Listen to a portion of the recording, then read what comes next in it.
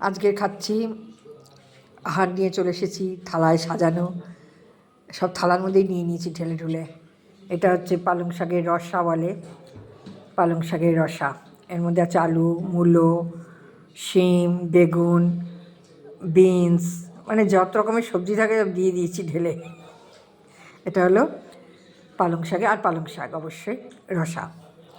এটা হলো আলু পটলের তরকারি, আর এটা হলো মাগুর মাছ, মাগুর মাছের ঝাল, ঘি গরম মশলা দিয়ে এটা মাগুর মাছের ঝাল। তো সবাইকে দেওয়া হয়েছে, দিয়ে আমি নিয়েছি, মুন্ডুটা পড়ে আছে। আর এটা হচ্ছে আচার, এই শাকটা দিয়ে খাওয়ার জন্য একটু লঙ্কার আচার, আর আছে লঙ্কা, আর আছে নুন, আর আছে একটুখানি চাটনি নিয়েছি, আর এই আচারের তেলটা এর মধ্যে দিয়ে দিয়েছি। এটা খেতে খুব ভালো লাগে।